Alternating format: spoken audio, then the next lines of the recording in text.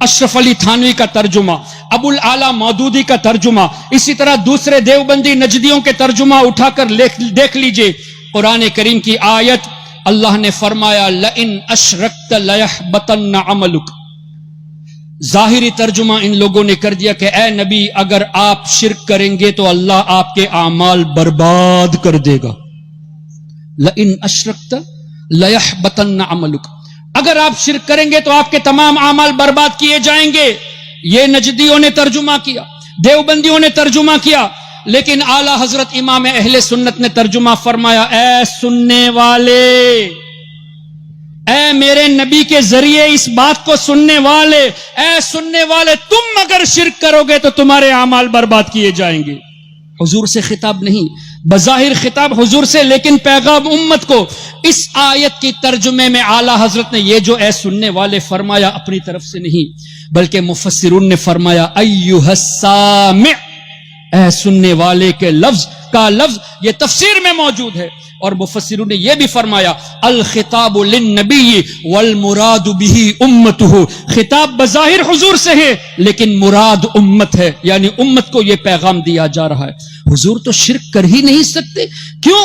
وہ تو شرک کو مٹانے تشریف لائے. کیا ہمارے آقا صلی اللہ علیہ وسلم نے اس طرح ارشاد نہیں فرمایا بخاری شریف میں انا محمد، میں محمد ہوں جس کی سب سے زیادہ تعریف کی جائے، وَأَنَا احمد، میں احمد جو اللہ کی سب سے زیادہ تعریف کرنے والا، اَنَا الْمَاحِي الَّذِي يَمْحُ اللَّهُ بِيَ الْكُفْرِ، میں مٹانے والا ہوں، اللہ میرے ذریعے کفر کو مٹاتا ہے.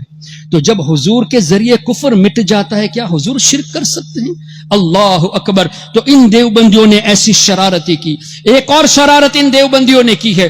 قرآن کریم میں سورہ بقرہ میں غالباً 121 نمبر آیت اور 140 یا 42 میں بھی دو جگہ پہ اس طرح کے الفاظ وَلَئِنِ اتَّبَعْتَ أَهْوَاءَهُم مِّن بَعْدِ مَا جَاءَكَ مِنَ الْعِلْمِ مَا لَكَ مِنَ اللَّهِ مِن وَلِيٍّ وَلَا نَصِيرٍ، جس کا مفہوم یہ کہ اے نبی جو یہ ترجمہ کرتے اگر آپ یہودیوں کی اور نصرانیوں کی پیروی کریں گے تو اللہ آپ کی مدد نہیں فرمائے گا.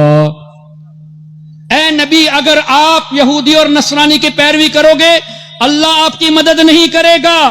اس آیت کی تفسیر اٹھا کر دیکھ لیجئے، یہاں بھی مفسرون نے یہی فرمایا الخطاب للنبی والمراد به امته، یہ حضور کے ذریعے امت کو پیغام دیا جا رہا ہے کہ اے میری امت کے لوگوں تم اگر ان کی پیروی کرو گے تو اللہ کی مدد نہیں ملے گی. حضور پر تو اللہ کی مدد ہے ہی، واللہ یعصمک من الناس، اللہ نے خود فرمایا کہ ہم آپ کی حفاظت کریں گے لوگوں سے. تو حضور علیہ الصلوۃ والسلام کیسے یہودیوں کی اور نصرانیوں کی پیروی کر سکتے ہیں؟ اعلی حضرت نے اس آیت کے ترجمے میں انہی مفسرون کے اقوال کو پیش نظر رکھتے ہوئے فرمایا اے سننے والے اگر تم یہودی اور نصرانیوں کی پیروی کرو گے تو اللہ تعالیٰ تمہارا حامی نہیں ہوگا، تمہیں مدد نہیں ملے گی.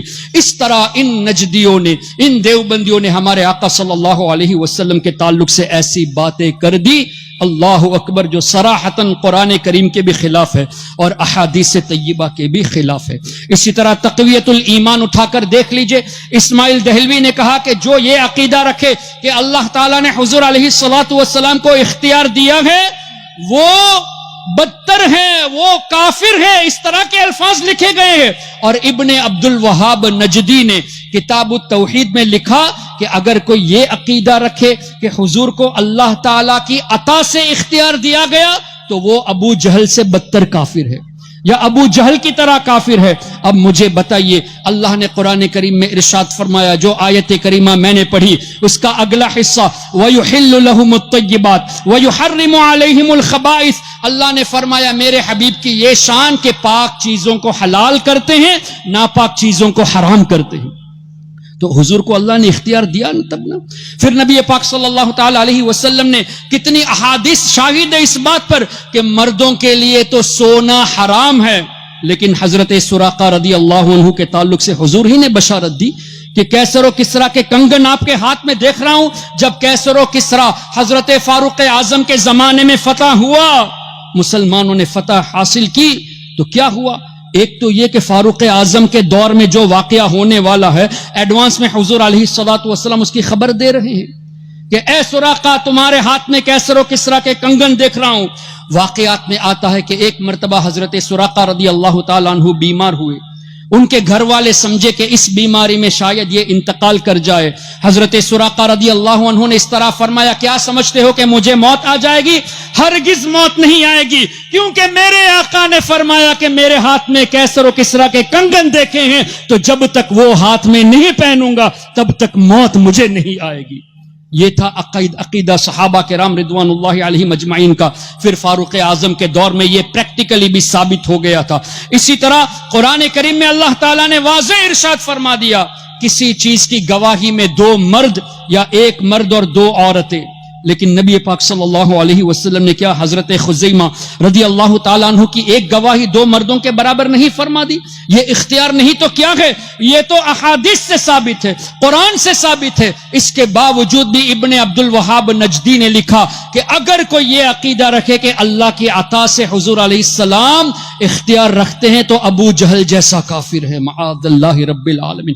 قرآن اور حدیث کا دعویٰ کرنے والے قرآن اور حدیث کے خلاف آپ کے نوجوانوں کے ذہنوں میں باتیں ڈال کر آپ کے نوجوانوں کے عقائد کو خراب کرتے ہیں, گمراہیت کی طرف لے جاتے ہیں اور رفتہ رفتہ کفر کی طرف لے جاتے ہیں. اسی طرح جب اللہ نے ارشاد فرما دیا انا ارسلنا شاہدہ, کیا اللہ تعالیٰ اپنے اس وعدے میں سچا نہیں ہے کہ اے حبیب ہم نے آپ کو شاہد بنا کر بھیجا؟ جب اللہ نے فرما دیا اے حبیب ہم نے آپ کو عالمین کے لیے رحمت بنا کر بھیجا, تو کیا اللہ تعالیٰ سچ نہیں بولتا؟ اللہ نے فرما دیا اے حبیب صلی اللہ علیہ وسلم ہم نے آپ کو یہ خوبی عطا کی, یہ خوبی عطا کی, انا اعطیناک الکوثر ورفعنا لک ذکرک ولسوف یعطیک ربک فترضی. یہ سب بشارتیں جو اللہ نے دی, حضور کی شان جو بیان فرمائی, کیا یہ سچ نہیں ہے؟ لیکن کیا ہے, دیوبندیوں نے اپنی کتاب میں جیسے فتاوی رشیدیہ میں رشید احمد گنگوہی نے کہا کہ اللہ تعالیٰ یہ صرف نہیں کہ جھوٹ بولنے پر قادر, بلکہ وعدہ خلافی پر بھی اللہ تعالیٰ قدرت رکھتا ہے. وعدے خلف وعید پر بھی اللہ تعالیٰ قادر ہے, یعنی وعدے کے خلاف بھی اللہ تعالیٰ کر سکتا ہے. جب اس پر ہنگامہ ہوا تو خلیل احمد امبیٹوی نے براہین قاطعہ میں اس کو جسٹیفائی کر کے جھوٹ بولا. کیا جھوٹ بولا؟ کہ یہ کذب کا جو مسئلہ ہے, اللہ تعالیٰ کے تعلق سے جھوٹ بولنے کا مسئلہ ہے, یہ کوئی جدید نیا مسئلہ نہیں ہے. اکابر علماء میں اس پر اختلاف تھا, متقدمین میں اختلاف تھا, لیکن کسی ایک متقدمین میں سے کسی کا نام پیش نہیں کیا. ہم جب کہتے ہیں کہ ہمارے بزرگوں نے لکھا ہے تو ڈنکے کی چوٹ پر کہتے ہیں کہ شیخ محقق شاہ عبدالحق محدث دہلوی نے مدارج النبوت میں لکھا, امام جلال الدین سیوطی شافعی نے الجامع الصغیر میں لکھا ہے, امام تقی الدین سبکی نے شفاء السقام میں لکھا ہے. ہم ریفرنس کے ساتھ بولتے ہیں کہ ہمارے بزرگوں نے ایسی باتیں کہی ہیں, اور تم کہتے ہو کہ بزرگوں میں اختلاف تھا, کسی ایک عالم کا نام تو بتا دو. کیا امام اعظم نے یہ کہا کہ اللہ تعالیٰ جھوٹ بولنے پر قادر ہے کہ تم کہتے ہو کہ بزرگوں میں اس پر اختلاف تھا؟ کیا امام شافعی نے یہ کہا؟ کیا امام مالک نے کہا؟ کیا امام احمد نے کہا؟ کیا غوث اعظم سرکار بغداد نے کہا؟ کیا خواجہ خواجگاہ نے؟ کیا حضرت مخدوم سمنا نے کہا؟ کسی بزرگ نے نہیں کہا. تو اس کا مطلب کیا ہوا؟ جھوٹ بول کر عوام کو دھوکہ دیتے ہیں. اور ان کی ایک اور مکاری, چونکہ حضرت قبلہ موجود ہے میں زیادہ وقت لینا نہیں چاہتا, ان کی ایک اور مکاری آج آپ کے سامنے نہیں ہے تو کل آئے گی. اگر ہے تو اور ذہن کو مضبوط بنا لے, نہیں تو ابھی سے تیار ہو جائے. جو عربی جاننے والے علماء ہیں جن کو دیوبندیوں کی حقیقت نہیں معلوم, ان علماء کے سامنے خلیل احمد امبیٹوی نے اشرف علی تھانوی کے مرنے کے بعد, قاسم نانوتوی کے مرنے کے بعد, رشید احمد گنگوہی کے مرنے کے بعد یہ خلیل احمد امبیٹوی حرمین شریفین پہنچا. اور وہ دور تھا کہ ان چاروں پر جو کفر کا فتویٰ دیا گیا تھا, اکابرین دیوبند پر جن علماء نے کفر کا فتویٰ دیا تھا, ان تمام علماء دنیا سے پردہ کر چکے تھے. تو بعد والے علماء کے پاس خلیل احمد امبیٹوی گیا اور کہا کہ آپ کے بڑے علماء نے ہم پر کفر کا فتویٰ دیا ہے, جبکہ ہمارے عقائد تو وہی ہے جو آپ کے ہیں. المہند نام کی کتاب لکھی, اور المہند میں یہ لکھتے ہیں کہ ہم اس چیز کو مانتے ہیں, میلاد کو ہم مانتے ہیں, نیاز کو مانتے ہیں, فاتحہ کو مانتے ہیں, ہمارا عقیدہ یہ ہے, وسیلہ کو ہم مانتے ہیں. تو بعد والے علماء نے اب یہ کہا کہ اگر تمہارے عقائد یہ ہیں تو کفر کا فتویٰ پھر نہیں ہے. اب عرب علماء کے سامنے ان لوگوں نے مکاری کی, وہاں یہ کتابیں دکھائی, ہندوستان، پاکستان، بنگلہ دیش میں ابھی بھی وہ پرانی کتابیں چھاپ بھی رہے. یہ منافقت نہیں تو اور کیا ہے؟ یہاں آپ کے یہاں دیوبندیوں کی مسجد قریب میں ہے، یہاں دیوبندی رہتے ہیں، کان کھول کر سن لے اے دیوبندیوں، ایسی منافقت کو چھوڑ دو. کسی کے سامنے اپنے دفاع کے لیے مہند پیش کرتے ہو اور یہاں کے لوگوں کو گمراہ کرنے کے لیے براہین قاطیہ، حفظ الایمان، فتاوی رشیدیہ اور دیگر کتابیں چھاپ کر لوگوں کو گمراہ کرتے ہو. یہ دیوبندیوں کی منافقت اتنی خطرناک ہے کہ میں تو کہتا ہوں غیر مقلد اہل حدیث وہابی اگرچہ بدترین لوگ ہیں، قرآن کریم کی وہ آیتیں جو مشرکین کے تعلق سے نازل ہوئی، ان آیتوں کو اللہ کے نیک بندوں پر فٹ کیا. اور حضرت عبداللہ ابن عمر رضی اللہ عنہما کا فرمانا بخاری شریف میں موجود خوارج کے باب میں کہ یہ بدترین مخلوق ہے خارجی، worst کریشن ہے. کیوں؟ جو آیتیں مشرکین کے تعلق سے نازل ہوئی ان آیتوں کو نیک بندوں پر فٹ کیا. آج کا وہابی بھی یہی کرتا ہے. تو یہ بھی آج کے دور کے خارجی ہوئے اور بدترین مخلوق ہوئے، لیکن ان کی ایک عادت ہے، جو اکیلے میں کہتے ہیں وہی مجمع میں کہتے ہیں. لیکن دیوبندیوں کے اندر یہ منافقت ہے کہ وہ اپنی گیدرنگ میں تو کہہ دیں گے کہ یہ شرک ہے، یہ بدعت ہے، یہ غلط ہے، وہ غلط ہے. جب آپ میں سے کوئی ان سے سوال کرنے جائے گا، ہم نے کب یہ سب کہا ہے، ہم تو اتحاد چاہتے ہیں، دیکھو ہماری کتاب المہند موجود ہے، ہم نے تو اس میں وہی عقیدہ لکھا ہے جس کو آپ مانتے ہو، اور ان کتابوں کی عبارتوں کو جسٹیفائی کرتے ہیں. اور یہاں تک کیا کہ نئی ایڈیشن میں ایڈیٹنگ بھی کر دی ہے، الفاظ کو چینج بھی کر دیا ہے. اس کا مطلب کیا ہوا؟ تم مانتے ہو تمہارے بزرگوں نے غلطی کی تبھی تو چینج کر رہے ہو، ورنہ الفاظ میں تبدیلی کی ضرورت کیا تھی؟ تو یہ ان کی منافقت ہے. اپنی اولاد کو ان منافق صفت لوگوں سے بچائیے اور آج سے عقائد اہل سنت اپنے بچوں کو سکھائیے. یہ مت سوچنا کہ ابھی ہمارے بچے چھوٹے ہیں، جب بڑے ہو جائیں گے تو سیکھ جائیں گے. نہیں، حضور علیہ الصلوۃ والسلام نے ارشاد فرمایا ادبوا اولادکم، اپنی اولاد کو تعلیم دو، سکھاؤ. کیا؟ 3 خصلتیں. اس میں پہلی بات جو فرمائی حب نبیکم، اپنے نبی کی محبت اولاد کو سکھاؤ. پھر فرمایا اہل بیت کی محبت، اور بعد میں فرمایا وتلاوت القرآن، قرآن کریم کی تلاوت. جبکہ قرآن میں ہر شے کا ذکر ہے، ولا رطب ولا یابس الا فی کتاب مبین ولا اصغر من ذلک ولا اکبر الا فی کتاب مبین ونزلنا علیک الکتاب تبیانا لکل شیء. ہر چیز کا واضح بیان قرآن میں ہے، چھوٹی بڑی چیز کا ذکر قرآن میں ہے، خشک و تر چیز کا ذکر قرآن میں ہے. اس کے بعد بھی حضور فرماتے کہ پہلے نبی کی محبت سکھاؤ، پھر اہل بیت کی محبت کا تذکرہ، اس کے بعد تلاوت قرآن.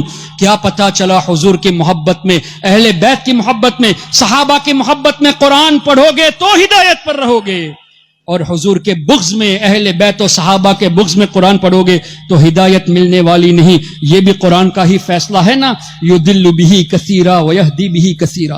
کتنے لوگ قرآن پڑھ کر گمراہ ہوتے ہیں، جبکہ قرآن پڑھ کر گمراہ ہونے کا سوال نہیں، چونکہ حب رسول نہیں ہے، بغض رسول کے ساتھ پڑھتے ہیں. اور حضور کی شان، جو بے عیب نبی ہیں، ان کے بے عیب نبی کی شان میں عیب تلاش کرنے لگے.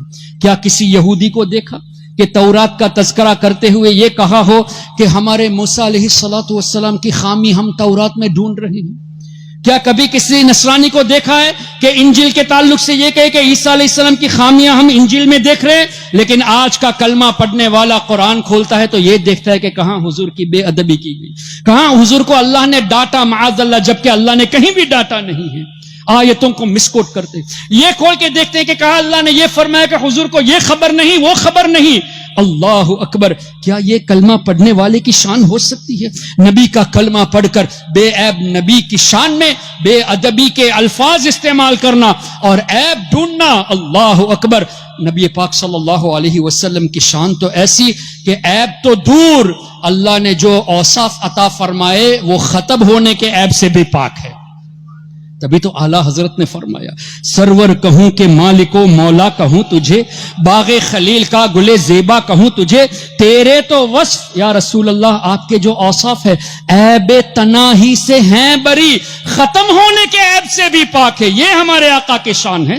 کیوں؟ وَرَفَعْنَا لَكَ ذِكْرَكَ وَلَلْآخِرَةُ خَيْرٌ لَكَ مِنَ الْأُولَى. ہر آنے والی گھڑی پچھلی گھڑی سے بہتر. تو اب حضور کا درجہ اور بلند ہو گیا، اب اور بلند ہو گیا. ہر گھڑی بلند ہوتا رہتا ہے تو عیب ختم ہونے کے عیب سے پاک ہوئے تو اعلی حضرت نتیجے میں فرماتے ہیں تیرے تو وصف عیب تناہی سے ہیں بری، حیران ہوں میرے شاہ میں کیا کیا کہوں تجھے، لیکن رضا نے ختم سخن اس پہ کر دیا، خالق کا بندہ خلق کا آقا کہوں تجھے۔ اس کو اور آسان لفظوں میں اعلی حضرت کے بڑے صاحبزادے حجت الاسلام مولانا حامد رضا خان رحمت اللہ علیہ نے یوں فرمایا، محمد مصطفیٰ نور خدا نام خدا تم ہو، شہ خیر الورا شان خدا صلی علی تم ہو، حبیب کبریا تم ہو، امام الانبیاء تم ہو، محمد مصطفیٰ تم ہو، محمد مجتبی تم ہو، غریبوں درد مندوں کی دوا تم ہو، دعا تم ہو، فقیروں بے نواؤں کی صدا تم ہو، ندا تم ہو، ہمارے ملجا و ماوا ہمارا آسرا تم ہو، سہارا بے سہاروں کا شہ ہر دوسرا تم ہو، غریبوں کی مدد بے بس کا بس روحی فدا تم ہو، اور یا رسول اللہ حسینوں میں تم ہی تم ہو، نبیوں میں تم ہی تم ہو، کہ محبوب خدا تم ہو، نبی الانبیاء تم ہو۔ اتنی تعریف کرنے کے بعد فرماتے ہیں مولانا حامد رضا رحمت اللہ علیہ کہ یا رسول اللہ ہم آپ کو خدا تو نہیں کہہ سکتے اور نہ ہی خدا سے جدا کہہ سکتے۔ فرماتے ہیں خدا کہتے نہیں بنتی، جدا کہتے نہیں بنتی، تو کیا کہا جائے؟ خدا کہتے نہیں بنتی، جدا کہتے نہیں بنتی، ارے خدا پر اس کو چھوڑا ہے، وہی جانے کہ کیا تم ہو۔ اللہ کے سوا آپ کو کوئی جان ہی نہیں سکتا یا رسول اللہ صلی اللہ علیہ وسلم۔